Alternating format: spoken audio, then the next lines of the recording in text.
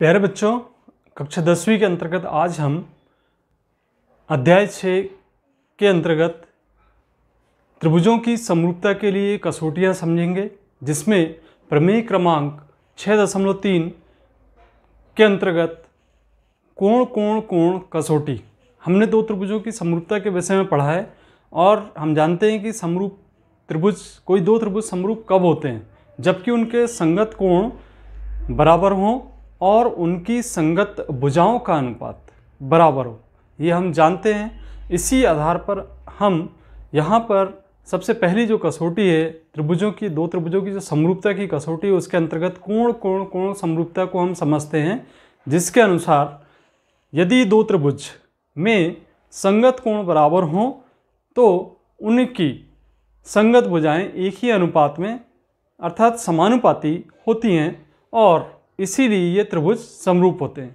तो यहाँ पे हमने दो त्रिभुज ABC और DEF लेके रखा है और यह हमें बताना है कि यदि इनके संगत कोण बराबर हैं तो इनकी संगत भुजाओं का अनुपात भी बराबर है। तो आइए इसे समझते हैं।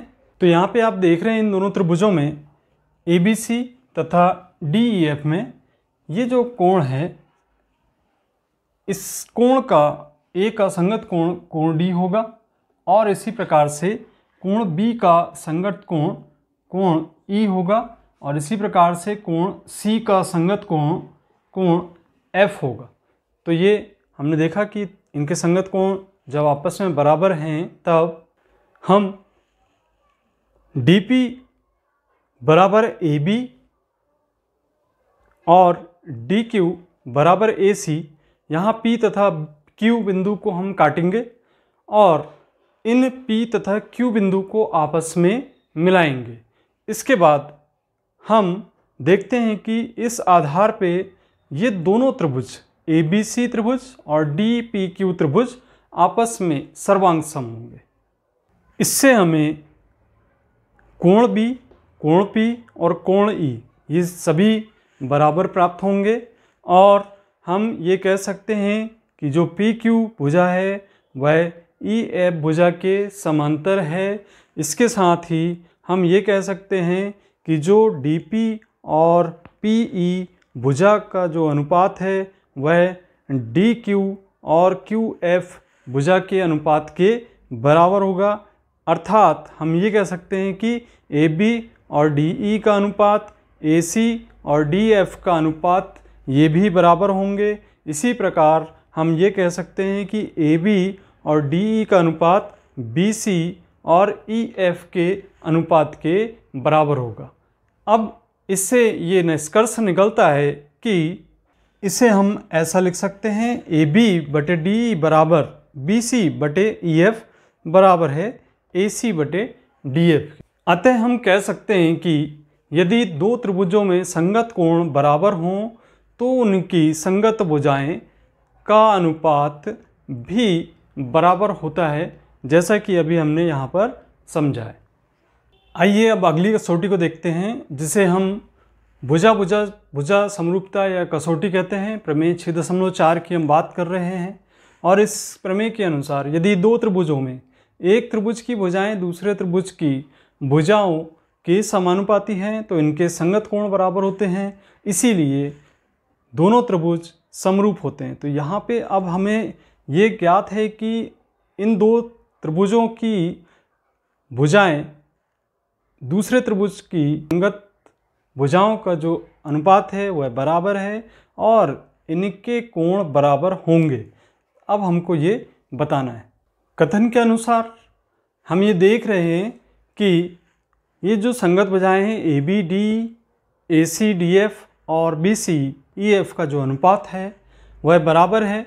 अब हम यदि त्रिभुज DEF में यहाँ पर P और Q बिंदु क्रम से लेते हैं और जो कि इस प्रकार है कि DP और AB के बराबर है तथा DQ AC के बराबर है और इसके बाद हम P और Q बिंदु को आपस में मिला देते हैं और ये देखते हैं कि ये जो भुजा है इस भुजा के बराबर हैं और ये जो EF है वह PQ के समांतर है। तब हम कहेंगे कि ये जो DP और पी का अनुपात डी क्यू और क्यू एफ के अनुपात के बराबर होगा तथा जो पी क्यू भुजा है इस ई एफ भुजा के समांतर होगी। और इसी तरह हम कह सकते हैं कि कोण पी और कोण ई दोनों संगत कोण होंगे, बराबर होंगे। इसी प्रकार से कोण क्यू और कोण एफ ये दोनों भी आपस में बराबर होंगे। इसलिए हम कह सकते हैं कि जो dp और डी भुजा का अनुपात dq और df भुजा के अनुपात के बराबर होगा। इसी प्रकार से pq और ef का अनुपात भी बराबर होगा। इससे हम ये कह सकते हैं कि dp बटे de के बराबर है और dq बटे df के बराबर है। तो जो ये भुजा इस भुजा के संगत है तो हम कह सकते हैं कि BC बटे EF के भी बराबर हो सकती है। अतः हम इस आधार पे कह सकते हैं कि जो BC भुजा है और EF भुजा है वो आपस में बराबर होंगी। इस प्रकार हम देखते हैं कि त्रिभुज ABC और DPQ ये आपस में सर्वांगसम होंगे और इसलिए हम ये कह सकते हैं कि जो इनके कोण हैं संगत कोण, कोण A और कोण D आपस में बराबर होंगे। इसी प्रकार से कोण B कोण E के बराबर होगा और इसी तरह से कोण C कोण F के बराबर होगा। इस प्रकार ये सिद्ध हो जाता है कि यदि दो त्रिभुजों में एक त्रिभुज की भुजाएं दूसरे त्रिभुज की भुजाओं के समानुपाती हैं तो उनके संगत कोण भी बराबर होते हैं, इसलिए ये दोनों त्रिभुज भी समरूप होते हैं। आइए अब हम अगली कसौटी की बात करें जिसे हम कह रहे हैं भुजा कोण भुजा समरूपता या कसौटी। इसके अनुसार यदि एक त्रिभुज का एक कोण दूसरे त्रिभुज के एक कोण के बराबर है तो इन कोणों को अंतर्गत करने वाली भुजाएं समानुपाती होती हैं और दोनों त्रिभुज समरूप होते हैं। तो ये हम सिद्ध करेंगे।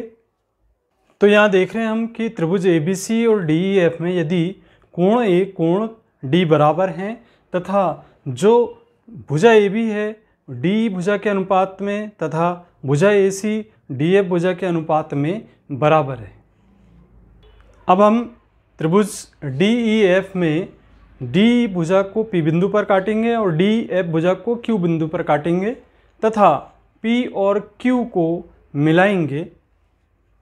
तो हम इस प्रकार से देख रहे हैं कि यहाँ पर PQ और EF आपस में समांतर हैं और ये जो त्रिभुज ABC है इस DPQ त्रिभुज के सर्वांगसम होगा।